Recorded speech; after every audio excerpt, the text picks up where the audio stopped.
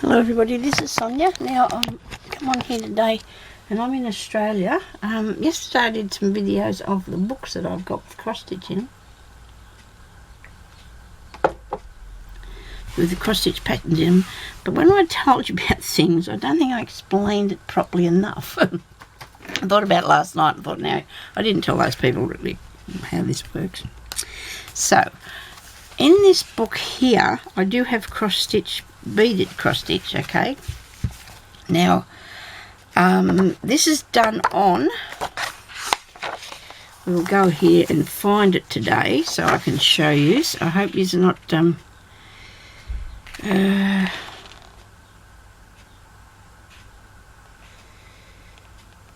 even with fabric, and it is it's still not telling me what to use, this thing here. I know what I used, but it's this here. It's really hard. It's like a plastic. It's like a paper that you use, right, to do this here on. You can put it on any sort of other fabric as well, okay? You know, any other sort of cross-stitch fabric, aida cloth of any sort, because it works just good on all that sort of thing, right? Now, and these are the stiff ones are for these sort of things here, this stiff stuff, which I still haven't found the name of it, haven't I? Oh dear, well I'm not helping you as much anyway, but I'll, fabric perforated paper, well that's what it is. That's really easy, isn't it? Fabric perforated paper, that's what that is.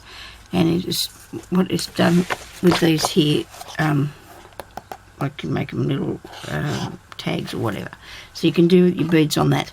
Now, in the other book that I have here, I was also telling you that you could do the beading on the cross stitch, like let me see. So you can, but I wanted to show you the difference. This here is a cross stitch one, right? Then you have the option to do the beads on the cross stitch pattern, with the pattern, put a bead where that is. But the thing that I did, was I trying to tell you yesterday, was this, and this is not on fabric. I'm sorry I didn't say that. That is made by putting your beads next to one another in a line over and over again, and I need to find something to show you this on.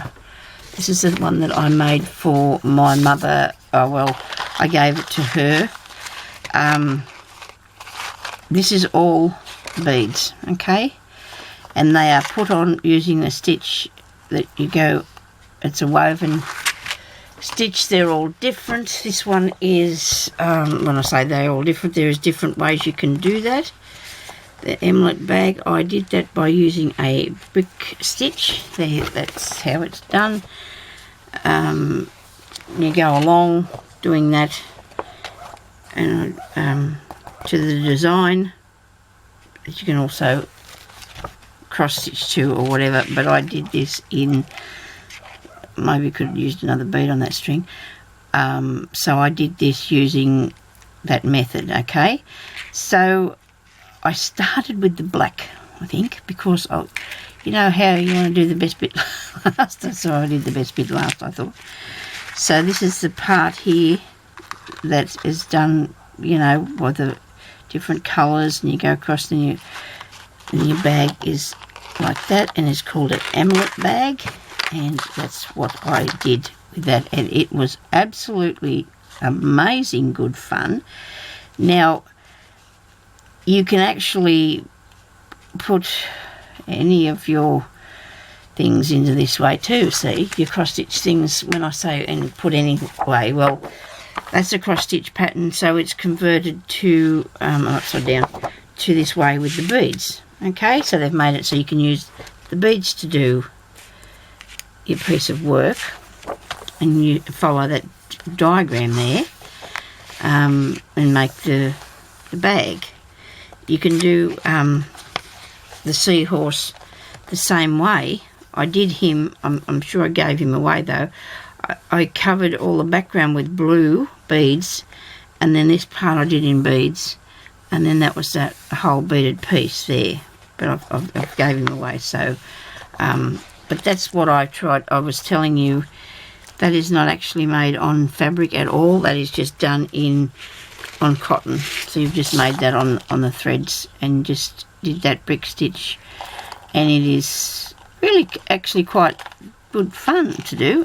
I really like that, and the bead knitting, because I've done the bead knitting, but my purse for that is right up high, and I cannot show you that for the moment, but one day I will come back on and show you.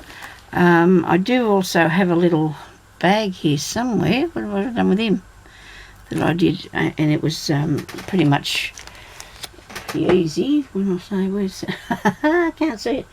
This one here is done like that's a bracelet that I made, and it's done the same. The only thing with this too, my beads weren't all the same size, so we're all skew width, you know, it's all a bit skew width. It's quite a large one because it's got to go around my wing, but that I was really pleased with that. It was my practice run when I first started doing it, probably for that. Now I explained that bit. Now I have a lady asked me, because I only have one channel, so this is going to be under the floss. Forgot the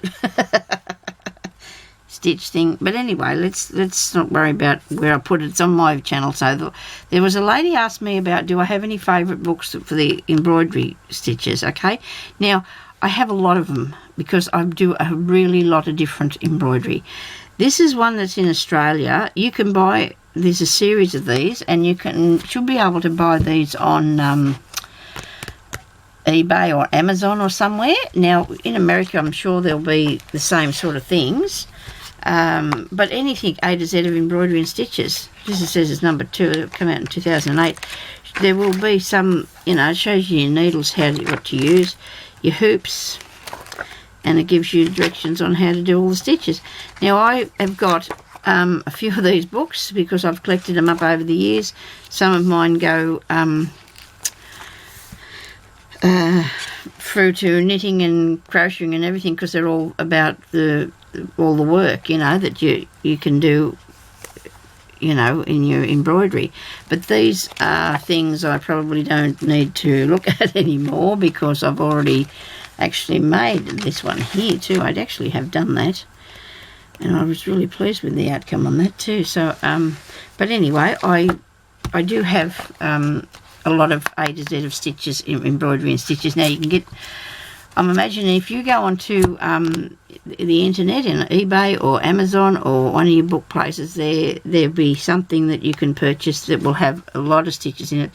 This one here has got over 145 new stitches, more than 1200 step-by-step colour things. So there you go, look at that. So that's a lot of stitches. So anyway, so I can't remember your name. I'm so sorry. I really thank you so much for your question, and I hope I've answered that good enough for you. Also, now I'd like to show you a couple of my other pieces of work, you know, that I did way back in the day. This is a penny point that I made.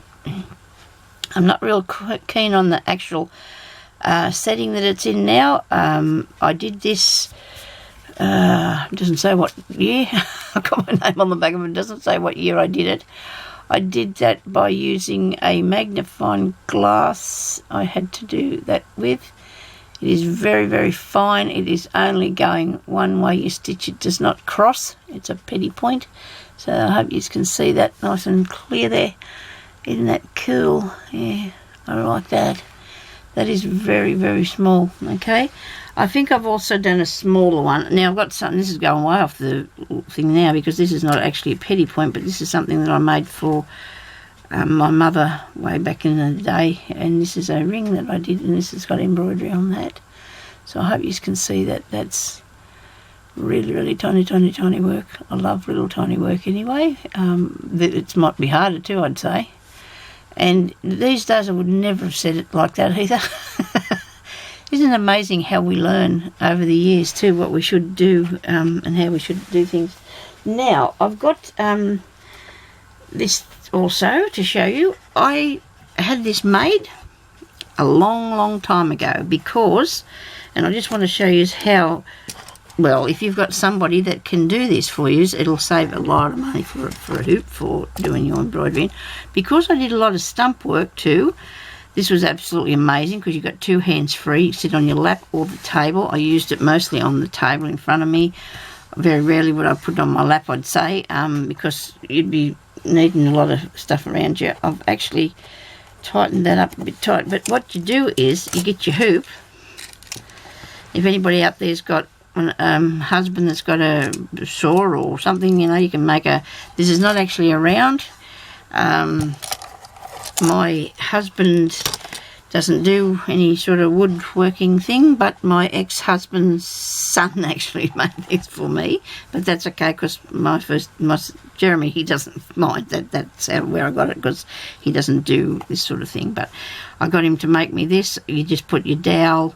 Of course, you'd have to make little holes, of course, in it, and then put the dowel in the holes and fasten the...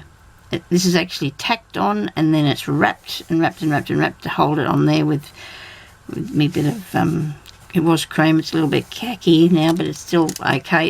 It's clean. It's not disgusting or anything. And then you just put your work in there and put that on, and it's just amazing. I think these cost a wee little bit of money. Like, I think they might be a little bit expensive, you know. I do have a feeling that might be, that one's doing a bit of a slip, but I'll just glue that back down there. But it actually has a little tack in the side of it, or it's glued, whatever way you want it to be. It's not quite round the bottom, but that doesn't matter. I don't care, because I think he charged me $10 to make that, so that was pretty good. Saved me a lot of money. But anyway, so that's really good, and it's at the sort of angle that I needed it to be for it to reach underneath it. I know you can buy some that haven't actually got, they've got the hoop on one stick and a flat bit, but I didn't want that. I needed something that was more secure for me to work with. But anyway, so that's, I just wanted to show you that today, and I think that's about all. I think I hopefully explained myself on the work and how it was made and that. So I'd like to thank everybody for watching, and any new subbies, thank you very much for subscribing to my channel. I will come back on here in the next day or two. Probably I've got things I've got to be doing now. Life doesn't let us do stuff like this all the time, does it? So I will be back to show you a couple of other things that I'm working on and do a couple of tutorials. So thank you everybody for watching, and I hope that you enjoy your stitching or whatever it is that you're doing. So talk to you later. Bye-bye.